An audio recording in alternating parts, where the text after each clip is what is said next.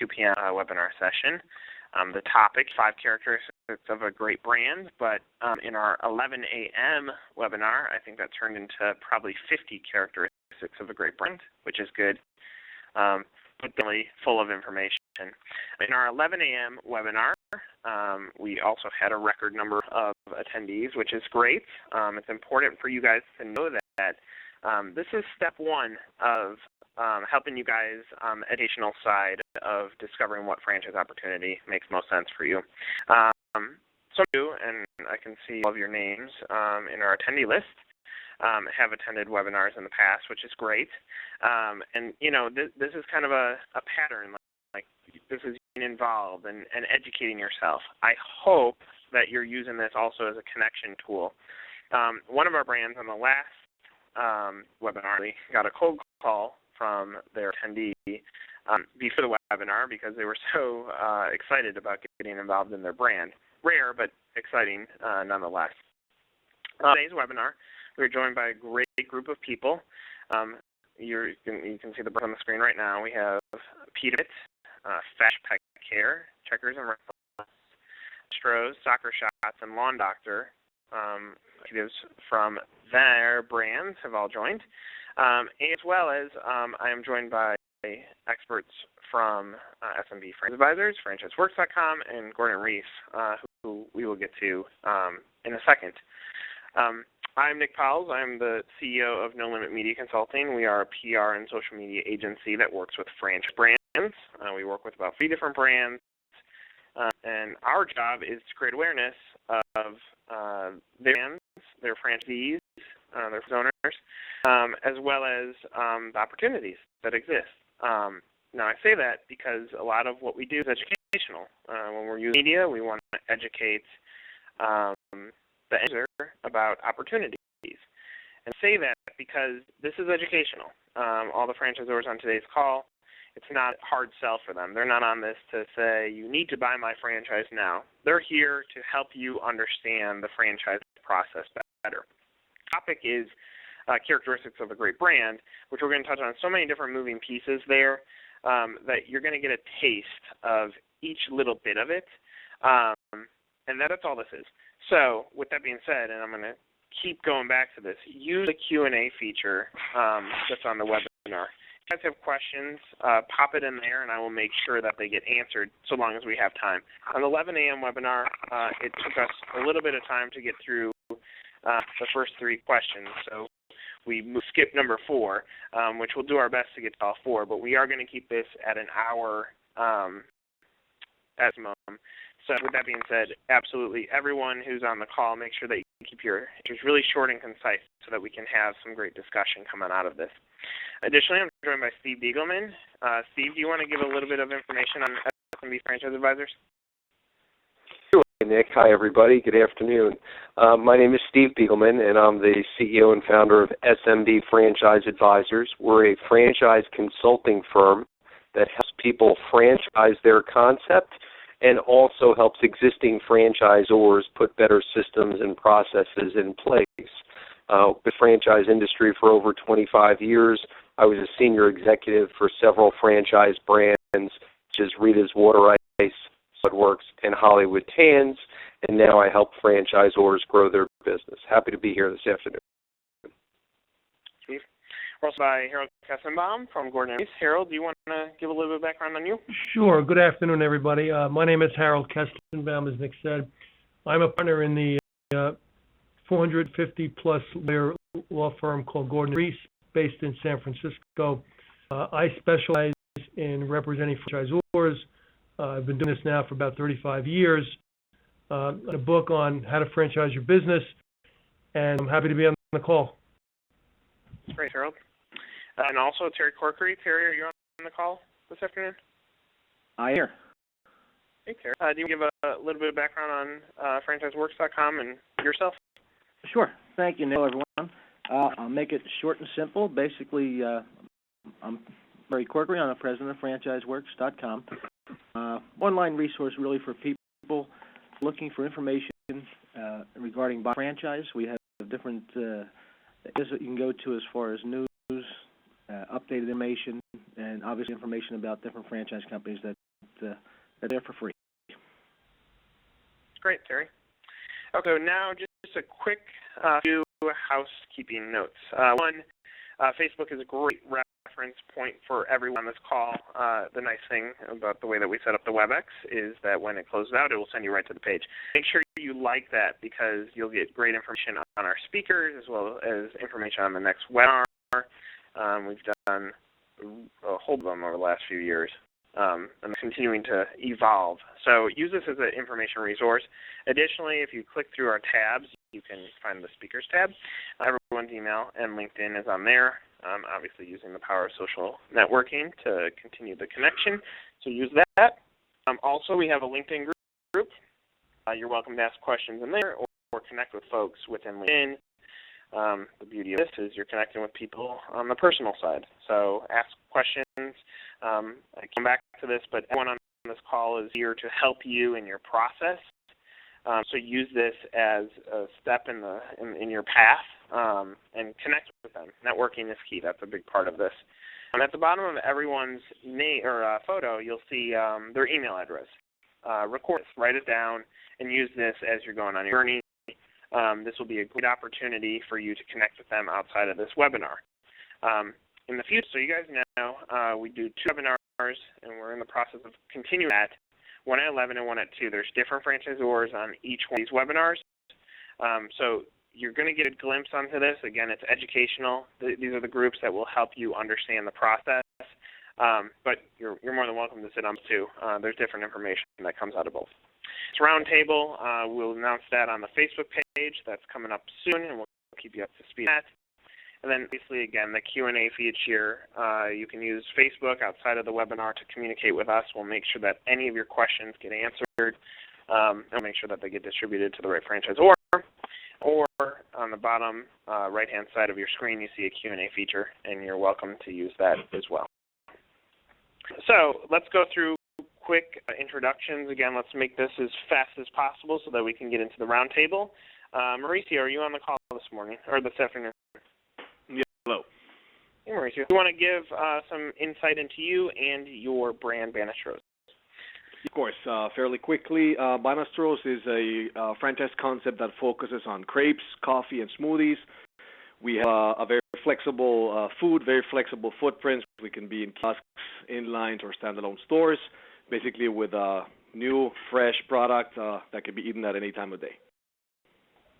Thank you, Mauricio. Back to you in a second. Scott Fritz, are you on the call this afternoon?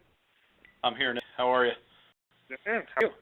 Good. Do you want to give some information on you as well as Lawn Doctor? And just so everyone listening knows, Scott's position has changed since the last time he spoke on Monday, so tell him that information too. Sure. Just recently been promoted to CEO of Lawn Doctor. I've been here for about 17 years. Lawn Doctor is the largest lawn care franchisor. We have about 460 locations in 38 states, growing relatively quickly in both internal growth and organic growth from new candidates that are interested in the brand. Very stable platform, and it's just that a lot of consumers want, so good opportunity to consider. Great. Scott has a lot of information, a lot of wealth of information, being very heavily involved in the International Franchise Association, so we're going to rely on Scott as a big-time expert on today's webinar, so we'll get back to you in a second. Jennifer Durham, are you on the call this afternoon? Sure am. Hi, Nick, and hi, everybody. How are you? Great. Why don't you give a good introduction into you as well as Checkers and Rallies? Sure. I'm Jennifer Drum, and I am the Chief Development Officer for Checkers and Rallies Restaurants. We serve fast food that is differentiated from our competitors in that it tastes great and is really craveable. My background is I am a CPA and kind of grew up at Checkers and Rallies, been here for almost 11 years. Grew on the finance and IT side of the business, and most recently now have been put into a role where I'm opening franchises. So very exciting. I describe it this way. I've spent a lot of my career looking in the rearview mirror as reporting on results and what happened. Now I get to look through the windshield, which is really exciting. So again, happy to be here and looking forward to today's conversation.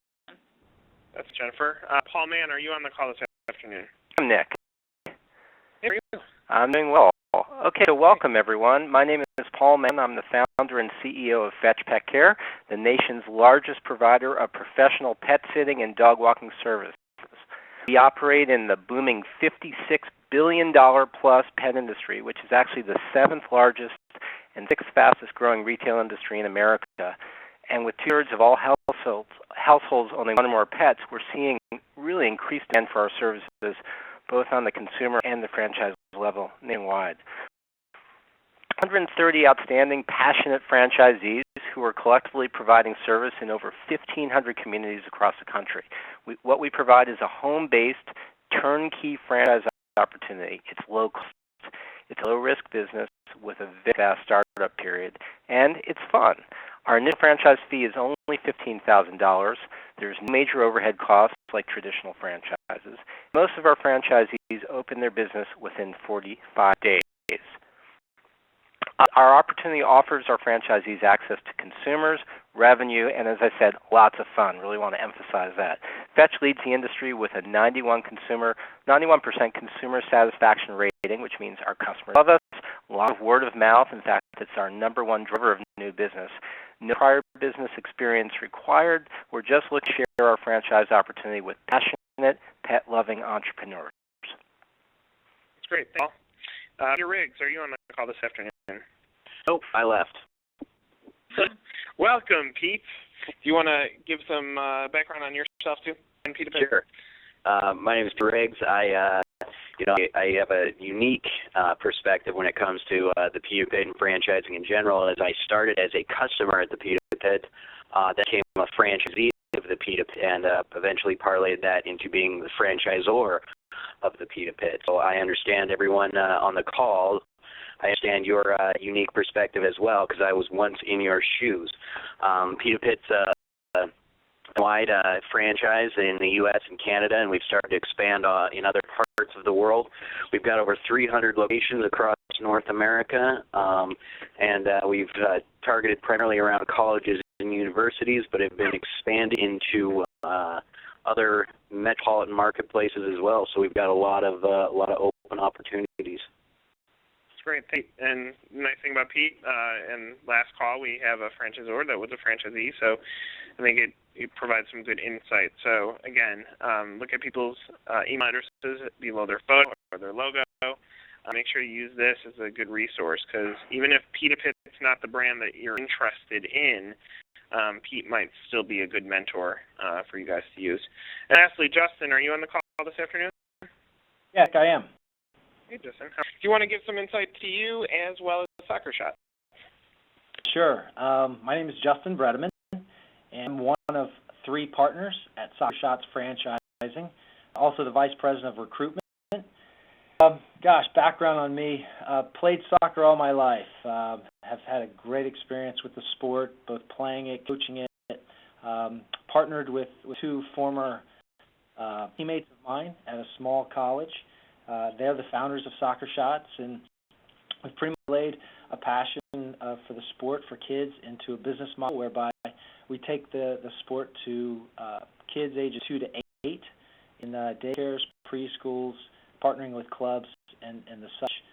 And so just really enjoy working with people who have shared passion and now are able to part of that into making a living. Yep. One thing about Justin, as you can see, where you have that passion, you get to wear soccer clothes to work as opposed to nice. So, so with that said, those are our brands. I want to get right into it so that we can spend as much time as possible going through these questions, because we've got a lot of great information for you. Seen a lot more people join this call. We got a whole handful. So again, use that Q&A feature if you have questions. I will do my best to get them answered. If I don't get them answered throughout our franchisors discussing, I will make sure that I email them specifically after our call.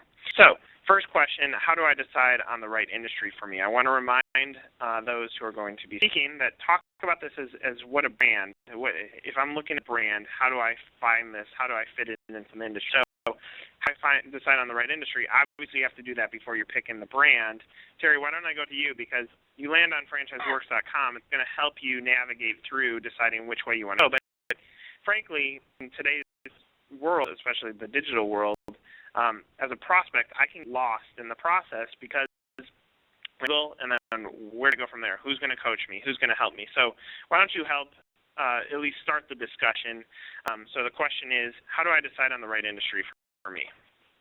Well, being that there's so much out there today as far as information, I think first and foremost you have to narrow down what can I afford financially. My price range, I guess, from that standpoint. And from what industry excites me? What do I have a passion for? What do I enjoy doing? That doesn't mean always the answer. Obviously, there's different areas you can get information as far as, profiling and so forth that says, you bring these skill sets to the table, you'll work well in these types of industries. But, first and foremost, obviously financially you have to fit in. Industry excites me. What do you have a passion for? Also, what skill sets do you bring to the table? Am I somebody who's more service oriented? I'm not looking to manage a bunch of people. I'm more hands on, or am I someone who wants to stand in the background and manage the employees, but really run the nuts and bolts of the operation as far as the marketing and the sales or financials? And then, what do you see yourself doing over the next several years? Is this something you can see yourself doing for the next 10 years or whatever the case may be? But first and foremost, outside of all that, I think you have to make a decision that you've decided that you want to start your own business. I think that's probably the key thing you have to do is overcome, say, I want to start my own business, and you've made that decision between you and your spouse or whoever the case may be.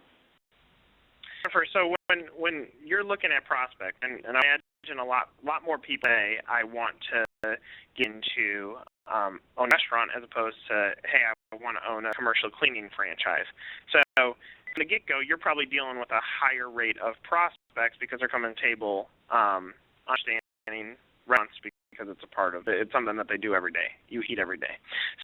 So how do you pick the right industry? And then once you navigate into the restaurant segment, how do you pick what restaurant concepts would make most sense for you? Yeah, Terry alluded to, starting with a passion, I think, is critically important. It is, when we go through a Franchise Candidate Day process where we invite franchise prospects into our corporate office and we have dialogue with them, the number one question that Rick Silva, our CEO, asks is, tell me why you chose Checkers above all else, and amongst all of the various competitors we have, why Checkers? And really, it's a decision about what you're passionate about. People taste the food and they know it's different. It's a way to get into the restaurant space, but it's our food and value that keeps us sustainable and keeps us relevant through economic ups and economic downs. In terms of what prospective franchisees need to look for, once they've defined that passion and they know that there's an action there to a brand, I'm going to go back to my roots, which is finance and accounting, and the return has to be really compelling. After all, this is a business, and you're going to work really, really hard no matter what concept you ultimately choose. And so you want to get a good return on your investment, both of your capital and of your time. So I think that's important. The thing I would say, besides your passion and the return on the investment, is really the franchisor support. If you wanted to open your own concept, you would do it independently and you wouldn't have anybody there at your back. Making sure that the franchisor is who they say they are and they support you in a way that's meaningful and give you the tools that you need to be successful is really important. And so more than anything, through your diligence process, that needs to be at the back of your mind, is that am I really going to get the support that I need for the royalties I'm going to pay on this investment? Maurice, you have to have a passion for crepes or a passion for business in your mind? Yeah, for business. It's particularly this thing said in a different order. The first thing that you need to decide is what is that you want to do. You must be spending all of your time or most of your time in this business. So, look at yourself and see, do you have any special skills? Do you have any special strengths? What are your favorite activities? Is there something that you would love to do even if you wouldn't get paid? If so, is there a concept around that? Second, as the previous speakers were referring to, decide what type of franchisor you want to deal with. As you said before, do you want to wear your soccer clothes to work, or do you want to wear a suit? And based on your lifestyle, that can also help you hone down, find the right industry for you. Do you want to work regular hours? Do you want a business that you can do whenever you want? All those things need to be taken into account. And third, and most importantly, is decide on a plan. I mean, read a plan in terms of how long am I going to take to make this decision. What is the process that I need to make? How many concepts I'm going to look at before I decide? And once you decide in a specific industry, look at your exit strategy. Not a lot of people look at the exit strategy. And although you're going to be spending, hopefully, many years in the business, make sure that you get into a business that you can either sell when you're done or that somebody else can do for you once you reach a certain stage and move forward. Scott, I think you're in an interesting segment because a lot of people at Lawn Doctor have a passion for lawn care. But I guess you probably run into prospects on both sides that have the passion for business and the passion for the industry, right? Yeah, it's an interesting point. I think in our segment, frankly, there's not a lot of people who wake up in the morning and want to be a lawn care franchisee. But once they engage in the conversation and they understand that, the limited working capital requirements, we finance half the investment. We have programs that help them take advantage of all the dynamics of a really stable industry with, demand where customers just don't want to provide, do the service themselves. I think they start to get much more interested. So we've got to kind of open the door where someone may not be thinking about our particular industry. But, in terms of the larger question, I think first you have to start with your goals. What are your job goals? What are your financial goals? And many of the prior speakers spoke about that. It's, what do you see yourself doing? And then, what skills do you have to meet those specific goals and see the dynamics of that specific franchise concept if there's a fit there. So you could be really interested in something and maybe not have the necessary skill sets. Maybe there's another opportunity that you would want to look at. I think doing your homework, really important. Understand the dynamics of the industry. Is it a growing, dynamic, healthy industry where people are really interested in the product or service? Is it kind of flatlined and maybe even receding a little bit based on competition or consumer demand? It does have staying power because, when you look at a franchise opportunity, you're going to do it and be involved in that concept for many years. You don't want to jump into something that's declining. Take a candid look and talk to the franchisor about the challenges and opportunities in the industry. Every industry has both. And it's an open discussion and see if the challenges are things that you're up for, the opportunities are something that are aligned with the goals that you have. And then I think finally, mentioned a couple times previously, the financial model. If you like the industry and it meets your goals and you think it's moving in the right direction in terms of trend, at the end of the day, how much money can you make? How quickly can you do that? And I think if you start to answer those kind of questions, you'll be in a good spot to make a decision. Scott, when people come to Lawn Doctor, do you recommend that they look at other industries, unless they obviously have a background in lawn care? But if you're just a regular Joe, do you say, listen, the lawn care segment, but look at something else to make sure it's right for you? Yeah, most people, franchise candidates are very sophisticated today. If they're going to spend money on a franchise opportunity, they've probably done quite a bit of research online. Information, of course, is readily available. So they have an idea of a lot of things that are out there. We help facilitate some of the thought process on things that fit based on what we're hearing and things that maybe wouldn't be as good a fit, and then just help them kind of narrow down the scope a little bit. Because from our experience, it's not they haven't looked at other things. We see a little bit of the flip side that maybe they've looked at so many things they're a little bit overwhelmed in terms of making an ultimate decision.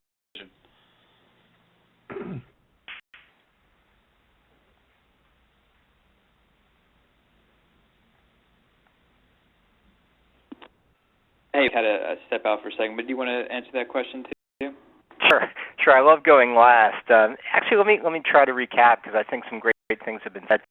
What Scott just said really about, first of all, at the highest level, what are your lifestyle goals? What do you want to achieve in your life when you look back 20 years from now? I think that's always a top-line way to look. And then passion, as Mauricio said, what are you passionate about? Is there something you'd want to do and get paid to do it? And I think that's a great thing because you won't get paid in the beginning. You're going to be working until your business goes profitable. It could be years. And you need to be prepared for that and have the commitment to the business throughout that period. I also like what Terry said with regard to what background experience do you have? What can you bring that helps you to understand the business you're getting into? You're going to be more successful if you know what you're stepping into or have the ability to go learn quickly and adapt. I also liked what our friends at Checkers said, really about financial requirements. What's involved? Do you have the financial resources to really invest in and sustain your business through startup and growth periods? And then, I'll just end on absolutely looking at where is business market demand. You need to be a business that has long-term viability, that has a predicted growth year over year. I mean, I know in our business, we're seeing 6% annual growth in our industry, and that's been based on baby boomers, which is a solid platform for years to come. So picking something that is really sustainable, and really not only is the industry great, but does the brand you're looking at have a competitive differentiation that will help you to stand out among the other competitors? So I think those are probably, we're hearing the same theme amongst everyone who just answered, those are probably some of the main things to look at when you decide on what is the right industry for you. That's great. Thanks for that. Steve, I want to go over to you as we jump in kind of what is the next step in the process. So I talked what industry makes sense for you, you want to do, you got the passion for it, and everything else that obviously all our speakers have talked about. But what are some of the elements of the FDD that can help influence my decision after I've picked what industry makes most sense for me? You receive FDD from a franchisor and you start looking at it and you're looking at a franchise opportunity for the first time. It can be a little bit overwhelming. You get this big document, it's a couple hundred pages, it's got all these items in it, in sections and subsections, and it's a little overwhelming. But certainly some of the sections that you want to look at and make sure that you have a good understanding of business history, certainly any litigation that the company may have gone through, startup costs, what's involved, how much money is this concept going to cost me from an investment level. Scott first mentioned that Law & Doctor, they offer financing. So is there financing available through the franchisor? If not, is there third-party financing available? Concept. Ongoing, royalties, advertising, or brand development fees. Certainly want to look at, from a financial standpoint, if the franchisor has a section called an Item 19, which is also referred to as an earnings claim or financial representations, and you want to look at the franchisor's financials and make sure that you're comfortable with the franchisor and and the that they're in from a financial standpoint. So, we certainly recommend that you go and get a franchise attorney, somebody experienced in reviewing the documents, but at the same time, you really should communicate with the franchisor with any questions that you have, because the document can be a little bit overwhelming, and in most cases, most new potential franchisees for the first time have never reviewed an FDD document. Make sure you write down your questions, go in with the franchisor, and get proper legal representation of franchises. Even though he's not going to rep you, let's go over to the franchise attorney to provide his. Harold, you had great feedback on the 11 a.m. call, so if you can share some. Stephen just gave it all. Sorry about that, Harold.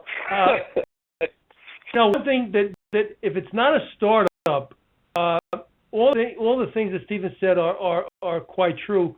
But if it's an existing franchisor, I would go to I-20 and start making phone calls to the franchisees listed back there. I mean, no better due diligence to find if the people in the system like what they're doing and like franchisor. I mean, that if it's a startup and you can't do that, then really and I recommend that franchisee hire an accountant who knows how to read a balance sheet and explain and analyze it for the prospect. That can tell some things as well for you and the stability of the franchisor that you're doing. Obviously, the World Wide Web has changed the way that due diligence is performed, but in your opinion, do you feel the FDD should give, I guess, that path or that guide to franchise prospect? Does that give you basically everything you need to know to help you make your decision? Well, it does, except for what franchisees think of the franchisor. That's probably the only thing that it doesn't do. that you have to do on your own by making phone calls. But yeah, I mean, if you read the FDD carefully, it gives you just about all the things you need to know. Well, it introduces you to franchisees that you can start going into your own Right. work on. Yeah. Right. So when a franchise prospect comes to you, what advice do you give them on the FDD, and do you guys help them navigate through this very intense document? I mean, and that's something that I would really piece of advice just in any for prospects dealing with any franchise. The FDD, the franchise agreement, any of those really large, cumbersome documents, you should be able to have very clear, helpful conversations with the franchisor that you're looking at partnering with. And if they're dodgy about it, if they're not helpful with sorting questions you have as you're going through these documents, there's a good chance that they're not the right franchisor for you. Because the reality is, we deal with the things like the FDD and the franchise agreement day after day, but we understand that as prospective franchisees, it's something that you guys are relatively new to.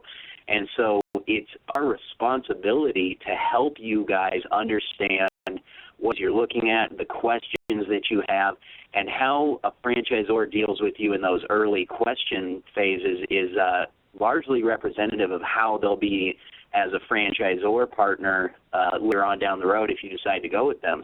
So, be mindful. If you have questions, be afraid to ask a franchisor. Say, I don't understand this. Explain this to me, and see how they are at helping you navigate through a lot of those tricky legal questions that will pop up as you're reading those documents. So when you have a franchise prospect come to the table and they're looking at an FDD, how do you help them understand how to navigate it? And, I mean, frankly, it's an intimidating document. What's your advice for them? Gosh, it is.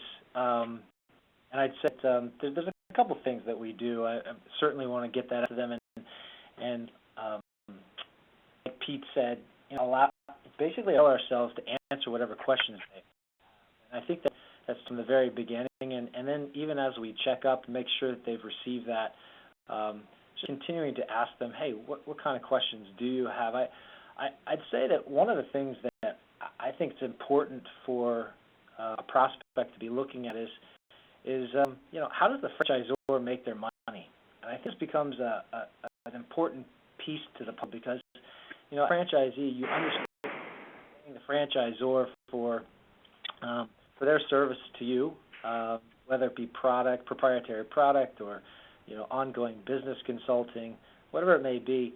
It's always good to make sure that the franchisor is getting paid as you're successful. And I think that type of relationship is best and is the most natural one that really you develop something that's healthy. That's as the franchisees are successful, so is the franchisor.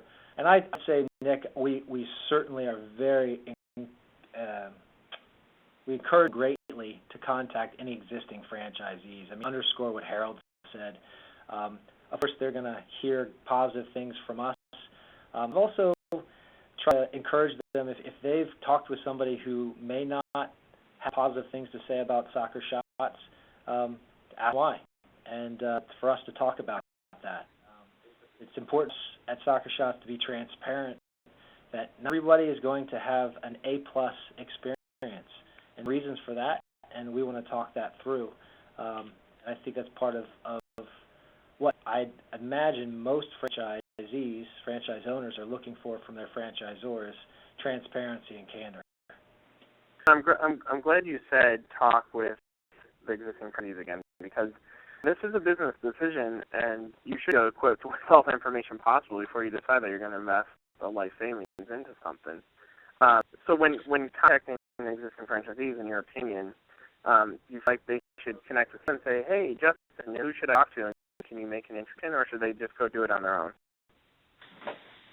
So, Nick, I mean, I've kind of evolved as I've been doing this over the years. Just to have it pretty open, and of course, I'm always saying, hey, you're going to get an FDD with item 20. There's going to be a list of all of our franchise owners. Feel free to reach out to anyone that you choose. By this time, I will have known a little bit of their background, their in the and that allowed me also to say, hey, I'm going to go ahead and send you a list of a few folks that I think you'd be interested in speaking with that kind of fit your profile and you might be able to relate to. I'd encourage you to contact these folks, and that's helpful. I mean, just even today, I spoke with somebody from North Houston, and connect him to some folks in Texas, but also he has a particular situation where we have two other franchisees who were in his particular they're in the same industry as he's working in, and I think that they connect in a unique way. Let's go to CPA. Jennifer, what would you look at in an FDD from a financial standpoint? I think one of the things that hasn't been mentioned that, certainly I agree with the validating with the existing franchisees, but the question I ask the franchisor and or those franchisees that you close, are you going with this brand, yes or no? And I think that could be, some actions are louder than words. How many of the units that franchisor has opened with existing franchisees, and instead of validating through that through the impact methods. I think that some Carol mentioned that I wanted to respond to as well is, while TD is certainly comprehensive, I think that it is standard, and there are certain things that by law are required in there. I would also challenge any one that's on the phone here to think about asking questions to see how it's a tool or a template for what the franchisor should be doing and what the business aspects are, but how closely does the franchisor live by that document? Are they following it to the letter of the law, or are they deviating from it? Because I think sometimes what happens is that disclosure document has been in place for such a long time, or it's one thing and then the behaviors are different. So try to make sure that you understand, who it is that you're getting into business with and who it is that's going to be supporting you and your dream, your franchise dream. Yeah, thanks for that, Jennifer. All right, let's keep marching on. Let's go to question number 3 so that we can knock out another one before this call comes to an end. But when I conduct my due diligence, what should I expect to see? And I like this question because we just talked about franchisees. We talked about understanding whether the brand's growing. I want to go back to that because obviously the FDD identifies it, but there's other ways to do it. So when I'm conducting my due diligence, what should I expect to see and what should I find? Here, do you want to take the first swing at that?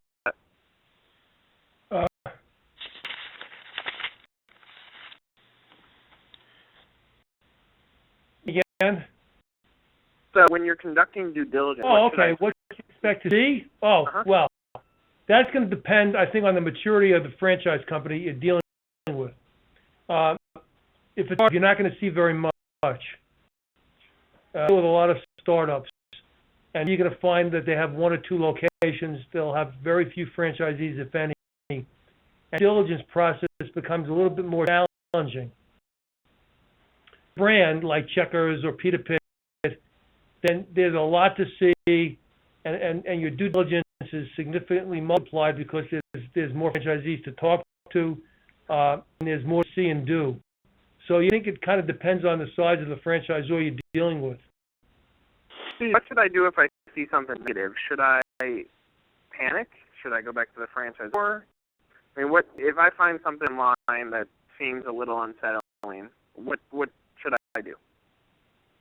Ultimately, we would recommend that you go back to the franchisor. So if you see something out there that you weren't expected when you started your due diligence and you contacted franchisees, we certainly recommend that you go back, you communicate with your franchise licensing manager or franchise sales representative, whoever's working with you from the franchisor, and talk about it. Because I think Justin said it earlier from Soccer Shots that there's great out there about these brands and other brands, and there's also some franchisees who may not be happy or it has not fulfilled what their goals were.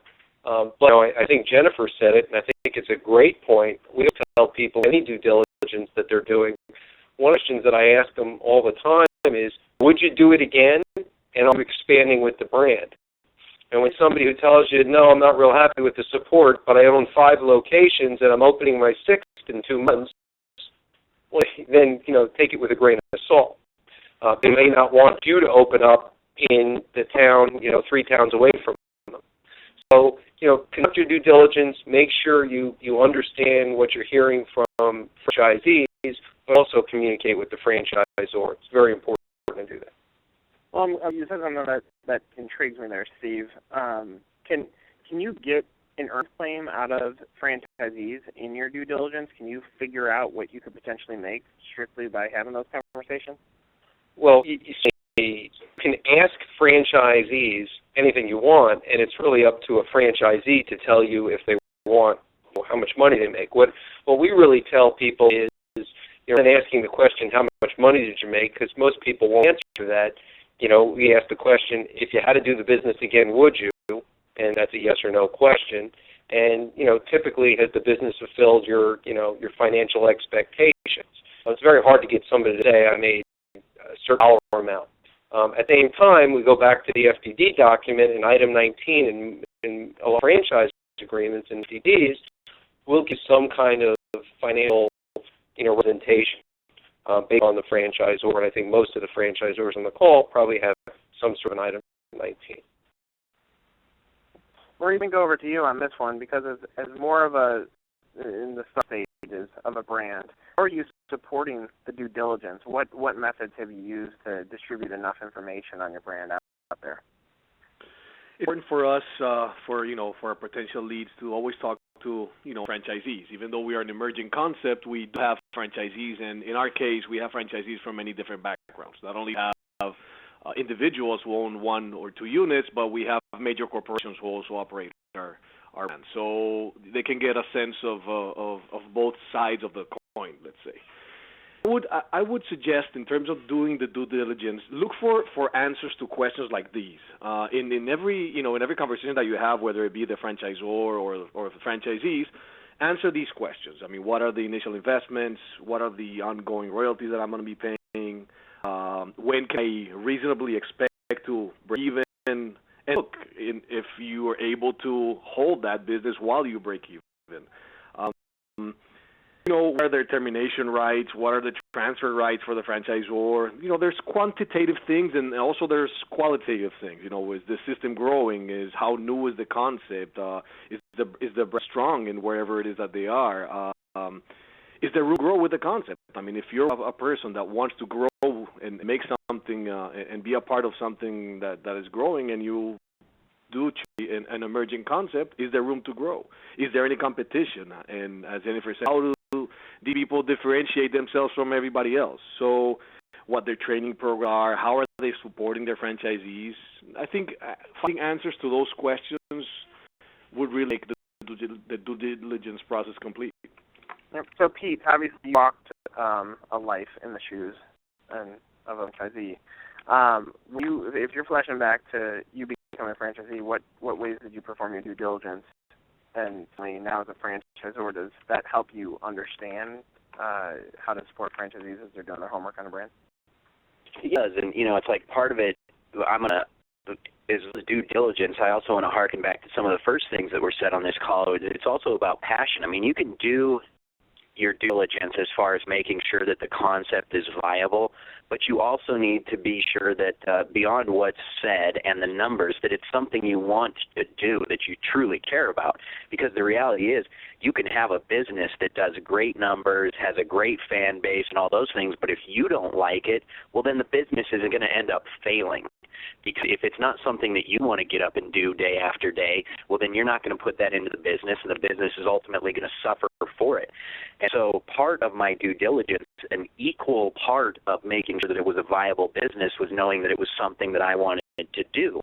So being familiar with the brand in and of itself is very important as far as the due diligence is concerned. And then get in touch with existing franchisees, and talk to them about their experiences and say, what do you like about it? What do you not like about it? And don't be afraid to pose those same questions to the franchisor. Say, I have a concern about this. What do you think? And get their thoughts on it. And if you get answers that aren't matching up with each other, like was referenced earlier, If you get a franchisee that says, oh yeah, I'm not that happy with it, but they keep opening stores and they're very successful, well, then you got to take that like was said, with a grain of salt.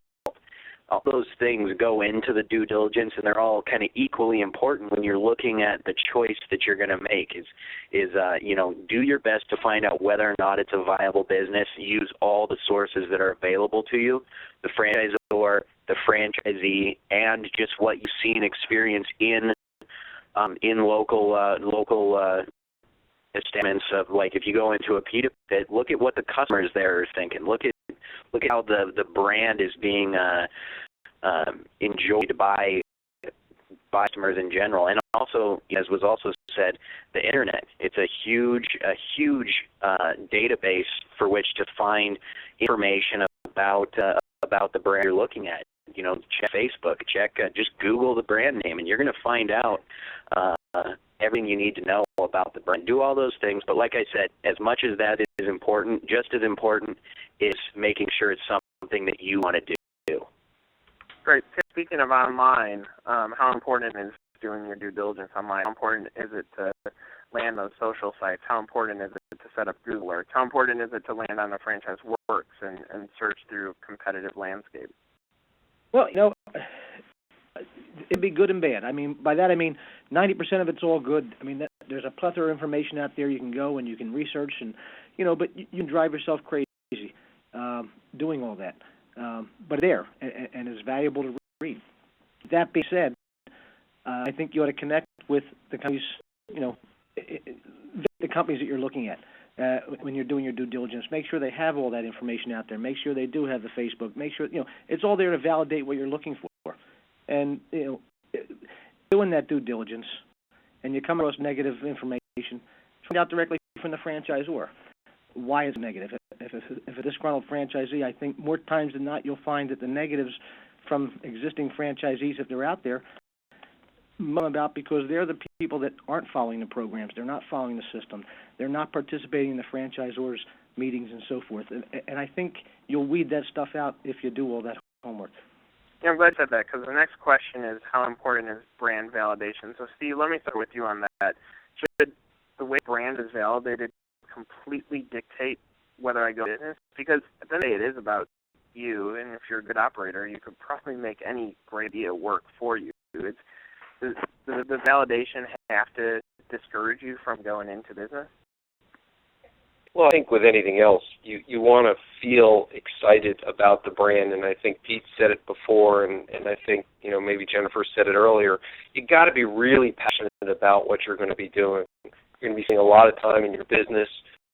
For people, this is their first venture into business is through a franchise opportunity.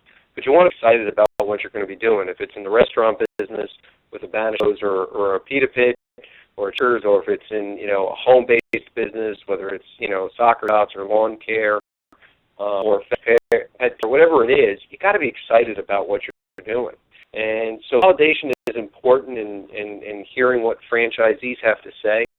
But the bottom line is you got to believe in the brand yourself, be excited about it, be passionate about the brand, get along with the management team, because you're going to be dealing with them on a regular basis, grow your business. If you want to expand to multiple units, which I was talking about earlier from Banistros, if you want to expand to multiple units, you really want to have a good, strong relationship with your franchisor.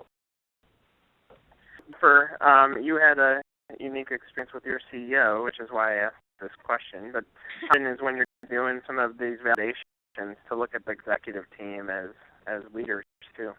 Is fundamentally incredibly important. The leaders of the brand are the people that are going to take it well into the future, and you need to be sure that you're aligning yourself with folks that you have confidence in, that have the right vision to take the business to new heights, not only to where it is today, and not to rest on the laurels of the successes of the past. We're really proud of Rick and his undercover boss experience, but even more pride I get from the fact that he was who he is day in and day out. I think that in our management team specifically, the people you see are the people that you get, and I think it's really important for prospective franchisees to make sure that they have access to the executive team, There are lots of big brands where that's not the case. This is a significant and sizable investment, so making sure that not only you do all your validation work with existing franchisees, but having that personal touch or that access point to the leaders of the organization critically important.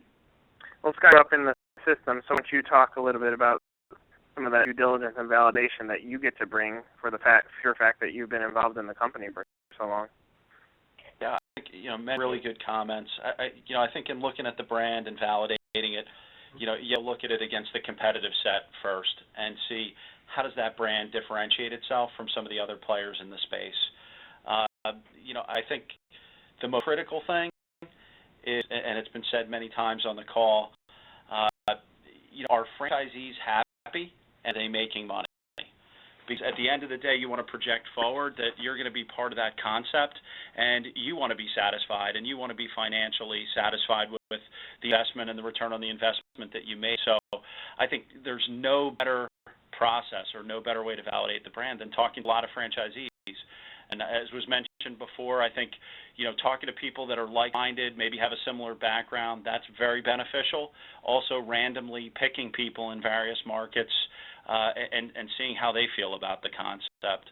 I think a really important question to ask is the franchisor reinvesting in the brand. In our case, we've been around for 45 years. I think it's a reasonable question for a franchise candidate to come in and ask, well, what have you done differently recently than the way you used to go to market maybe 5 or 10 years ago? Are resting on your laurels?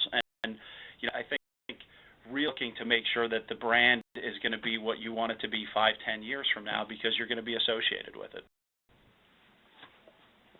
And so, going back to the question and the franchisees and that supporting validation, do you feel that your franchisees get a competitive advantage because they are doing something that they love? Because a lot of your franchisees come from a passion for children or fitness or sports or soccer.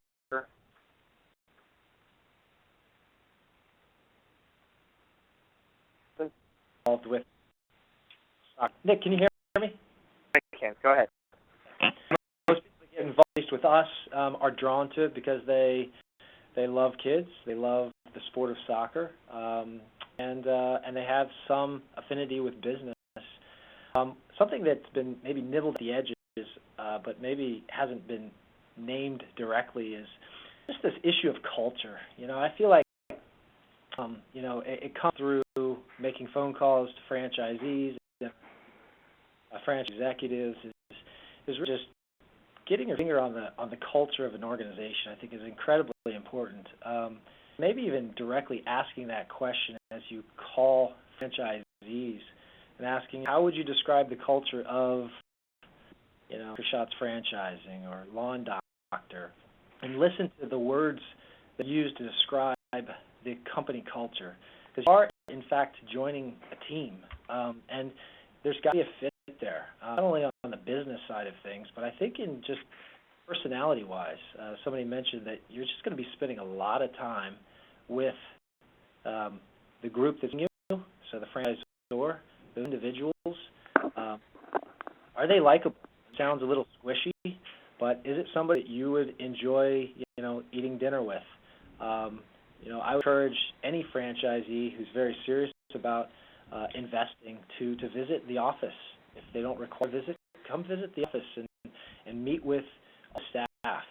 And I guess listen just to how the franchisees that question of how would you describe the culture. If you hear words like they're respectful, helpful, communicative, they're using the pronoun we instead of them and us. They're using the word love. These are things that I think help give you some perspective on the strict passion the franchise might have towards the company and what you might be walking. So I said passion and love. I'm going to jump to our final question so that we can hit our hour on time, and let's start with you, Paul Mann. You love franchising. So many reasons I could do a whole webinar on that, but franchising gives us the ability to reach out to and work with a collective of passionate, entrepreneurs who all share similar interests as us. It's just outstanding. We're working on our vision to provide at FetCare the highest level of care for pets everywhere. And it's just really exciting to see this vision expand as we're now in over 1,500 communities from coast to coast. And even more, it's inspiring to see what we're individually and collectively accomplishing and celebrating in caring for these pets all across the country every day. So it's very rewarding, both as a franchisor and a franchisee, to be part of a system that just keeps getting better and better at what we do, and all get to share in that positive momentum of our success together. I love that. Thanks, Paul. And how about you, Mauricio? Why do you love franchising? Foremost, being my own boss. Being my own boss, it's what interests me more about franchising. But on the same time, having somebody to lean on whenever you have a question or you want something solved. That mix of being independent but still having somebody to lean on is what I think is most interesting about franchising. Being a group of people who are doing the same thing as, everybody is saying, who are passionate about the same thing, but most of all, being independent while having somebody there to support you. Okay. And for you, why do you love franchising? Well, I started with the company under some pretty unique circumstances. When I was 14 years old, I was working in our manufacturing facility, building our patented equipment and outfitting vans and that sort of thing. It struck me different than it does today, but the same fundamental idea of you'd set up this franchisee with this brand new van with a logo on the side, you'd put the equipment inside, all the materials that they need, they'd put the key in ignition, they'd drive away, and they could capture their portion of the American dream. And we were a part of that. They believed in what we were doing. They liked us as people. They were interested in the concept. And I've seen many, many people over the years go out and create some, incredible independence and success for themselves based on the brand and the company that we've built. And, both of them are great friends, and, we know their families, and we visit them at holidays and those sorts of things. So, I think it's personal relationships. It's the mutual benefit that comes out of the franchisor-franchisee relationship. It was just, I think Justin said, the we, it's not us and them. We succeed together. That's what I love. Great. Pete, why do you love franchising? For me, it's ability to go into business, but not be alone in doing it. Having the experience of other people, not just the franchisor, but other franchisees. Kind of everybody's going through it together, so you can get going a lot more quickly. You don't have to necessarily make the same mistakes that you would make if you were by yourself. Plus, the benefit of having that brand recognition. So when people look at the Pita Pit, no matter where they're at, they go, oh, the Pita Pit, I know that place. There was a Pita Pit where I went to college. I love that. Let's go eat there. And so, you get that benefit as a franchisee, and you don't really get that when you're in business by yourself. And so there's a lot of those little factors like that I think really help make franchising a better decision when you're doing something like one of these brands that are on the call today, as opposed to trying to start from scratch and do it all on your own. Why do you love franchising? I'd say it's a great to have people come to us or for us to be able to find folks who didn't realize that they could make a living running a soccer business, dealing with kids. And so that's a fun place to be, is to work with folks who have the requisite skill set and attitude to own their own business, and they discover us. That's always great fun. And to be a part of a healthy franchise community where we've got so many ideas and things that are being shared that we've been in this business collectively as partners for 20 years.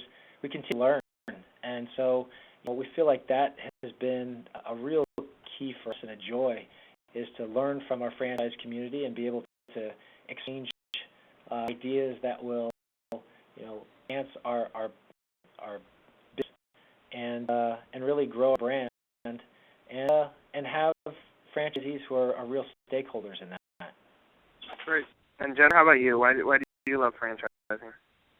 So to all of the other comments made before me, I think that the points made are exactly what I would have elaborated on. What's so cool about franchising is it's the American dream that was referenced. It's about having your own business and having a business in something that and you're really excited about. In my world, it's about feeding people and about phenomenal food.